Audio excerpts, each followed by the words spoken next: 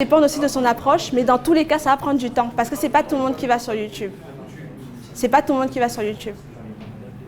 Les gens vont plus sur Facebook. Moi, je te conseillerais de commencer sur Facebook ou éventuellement de rédiger quelques textes sur Facebook et de rediriger les gens sur YouTube. Parce que beaucoup plus de personnes vont sur Facebook, en fait. Dans la cible que tu as choisie, en tout cas. Et tu peux aussi faire un travail de sensibilisation. Pourquoi est-ce qu'il faut chercher les caractéristiques d'un téléphone avant d'acheter, prendre des cas d'arnaque, voilà, parler des différents, de la contrefaçon, etc. Il y a d'autres personnes qui font aussi de la vente de brebis, donc tu pourrais t'associer avec eux, échanger avec eux pour voir ça. Donc, ne t'attends pas à avoir 500 000 vues dès le départ, quoi. Peut-être tu auras 10 vues, 15 vues, pendant 3 mois, 6 mois. Oui. Juste préciser pour les voitures de luxe, ils font bien la publicité dans les documentaires, dans les films. Chacun a son niveau d'argent pour faire son niveau de publicité. Voilà. Exactement. Ah oui, les films sont... Ouais. Et surtout que ceux qui peuvent... attends.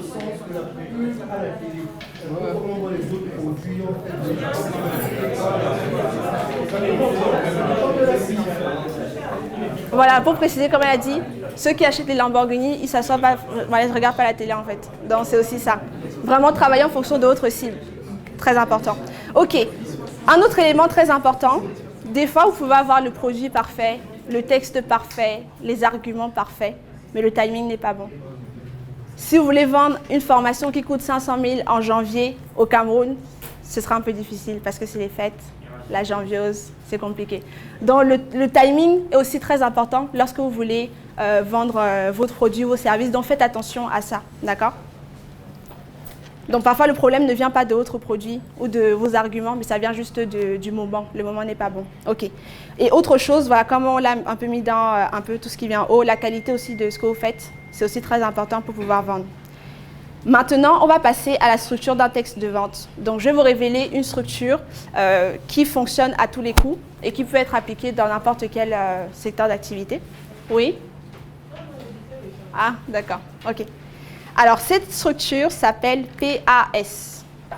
Quelqu'un peut deviner ce que ça veut dire PAS? Devinez? Le P, ce serait pourquoi? Produit. Produit, avantage. Public, pertinence. Paragraphe? Non.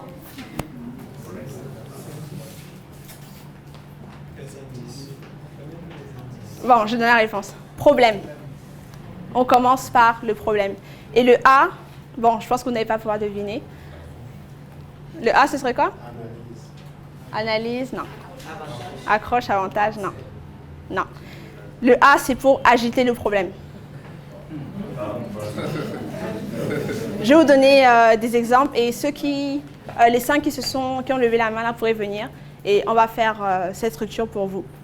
Et les autres aussi, vous devrez le faire sur votre feuille, sur votre téléphone, d'accord? Parce que vraiment, si vous ne pratiquez pas, ça ne sert à rien d'être là. Donc le P, c'est pour problème, le A, c'est pour agiter le problème et le S, c'est sur la diapositive d'après, je ne vais pas vous spoiler. Donc dans problème, c'est quoi? C'est identifier le problème qu'a votre cible, d'accord? On prend un problème spécifique, ok? Un problème à la fois, un problème bien identifié. Ça ne sert à rien de vouloir gérer tous les problèmes d'un seul coup, ok? Et je vais vous prendre, est-ce que vous avez vu la vidéo que j'ai faite pour annoncer cette messe? Non. Certains l'ont vu, ok. Donc dans cette vidéo, j'ai utilisé cette structure. Donc comme je vous l'ai dit, le copywriting, ce n'est pas uniquement pour écrire, c'est aussi pour les scripts de vidéo. D'accord? Et ça, c'est une structure vraiment qui fonctionne très bien. Donc, le P, c'est pour problème. Dans la vidéo, j'ai dit, est-ce que vous aimeriez avoir le pouvoir de vendre plus facilement? Quel est le problème que j'ai ciblé ici? Un peu plus précisément?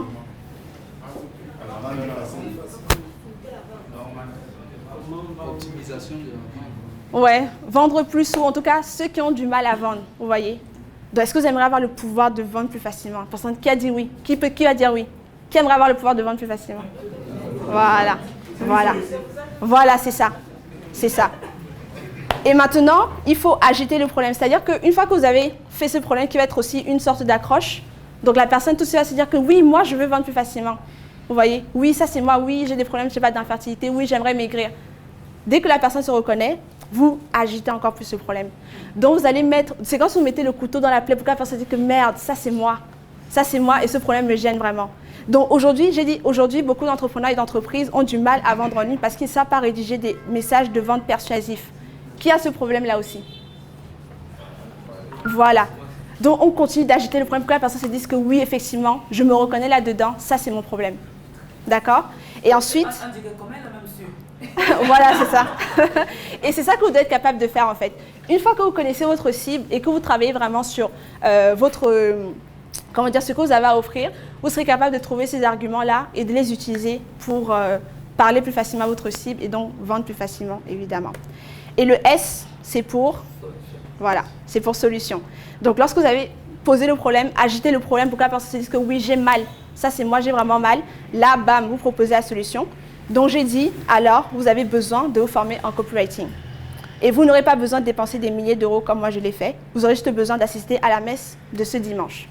Donc là, je présente la solution après avoir bien travaillé le problème que la personne rencontrait. Donc, est-ce qu'une première personne peut se lever pour faire cette structure-là? Ceux qui ont levé la main tout à l'heure. Vanessa? Oui, bon, ok.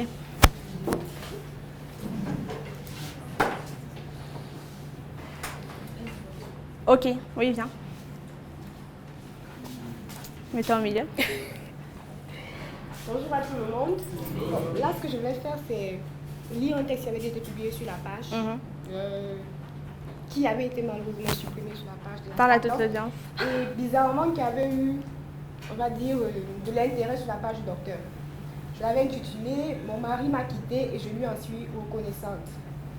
Je m'appelle Gaëlle, âgée de 48 ans, maman de 4 enfants et patronne aujourd'hui grâce à mon ex-mari. En effet, je me suis mariée jeune.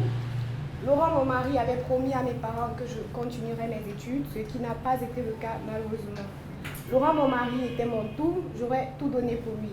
Nous avions 3 enfants déjà et j'étais enceinte du 4e lorsque le monde s'est effondré pour moi. Laurent, mon mari, m'a quittée pour une femme plus jeune que moi du jour au lendemain et je n'ai rien vu venir. Je ne travaillais pas car mon très cher époux me l'avait interdit. Il était l'homme et c'était à lui que revenait la charge de prendre soin de sa famille, disait-il. Mes études, je les ai arrêtées. Car, disait-il, on n'a pas besoin de diplôme pour élever des enfants. J'ai été au bord du suicide quand il m'a quittée pour une femme plus jeune et il l'appelait comme il l'appelait et je ne savais pas comment faire pour m'en sortir. J'avais honte de demander de l'aide, moi qui laissais mon mari décider de tout et pour tout.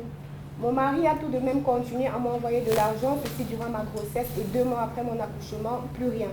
La vie devenait alors difficile et je peinais à me nourrir, mes enfants et moi. Je me suis alors humiliée devant sa maîtresse pour lui demander de laisser mon mari, car j'étais convaincue qu'elle l'avait envoûté et j'ai été chassée et molestée comme une malpropre par cet homme-là qui avait juré de m'aimer pour le meilleur et le pire, aidé de sa maîtresse. Il m'a martelé à quel point je n'avais été qu'une consommatrice et rien de plus.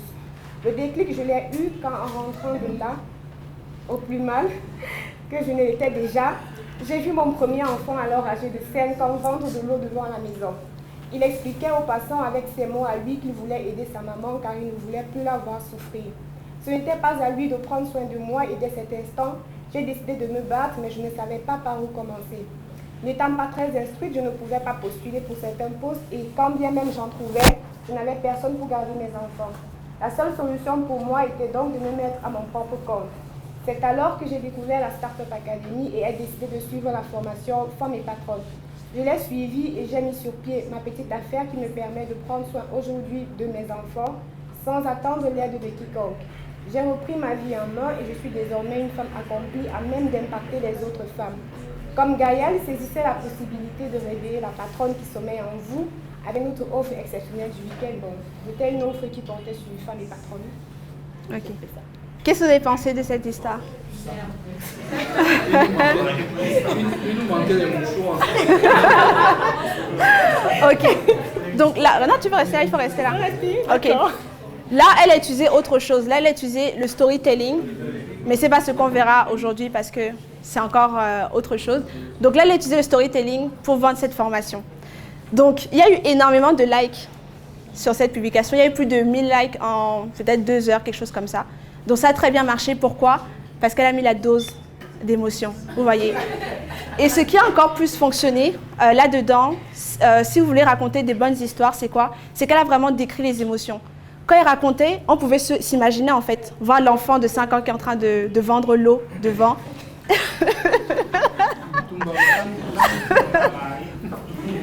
Voilà, donc elle a décrit avec précision des phrases, elle utilise des phrases vraiment qui auraient pu être dites en fait.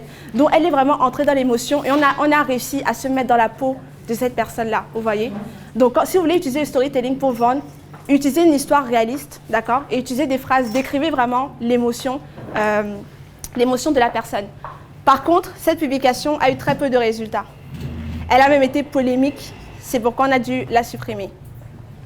Elle a été polémique, pourquoi? Parce que, en fait, c'était réaliste, mais ce n'était pas crédible. Il y avait un problème de crédibilité à un niveau. C'est en fait, elle a raconté dans son histoire les difficultés qu'elle a eues, mais sauf que, et les gens l'ont vraiment mis dans les commentaires avec raison, sauf qu'elle n'a pas expliqué en quoi la Startup Academy l'avait vraiment aidée. Pour ajouter un élément de crédibilité, il aurait fallu qu'elle explique dans quoi elle s'est lancée, les résultats qu'elle a obtenus et pourquoi elle recommande cette formation. Et après, maintenant, une fois qu'on a vraiment montré qu'une personne a eu des résultats, qu'on a utilisé l'émotion, là, on peut vendre plus facilement. Mais il a manqué ça. Donc, les gens se disent que ah, ça, c'est du n'importe quoi. Il y en a qui disent que oh non, j'ai failli pleurer. Il y en a d'autres qui disent ah, ça, c'est du n'importe quoi. Donc, finalement, il y a eu très peu de clics sur le lien. Ça a eu un très faible taux de conversion. Vous voyez? Parce qu'il me manquait cet élément de crédibilité-là. Mais pourtant, l'histoire était vraiment très bien construite. Mais ce n'était pas crédible. Peut-être parce que c'était inventé, je ne sais pas. Voilà. Hein? Oui. OK. Maintenant, si on doit se servir de l'histoire de Gaëlle pour utiliser cette formule, quel est le problème que tu as permis à Gaëlle de résoudre? D'auto-emploi, du moins, elle a réussi à s'en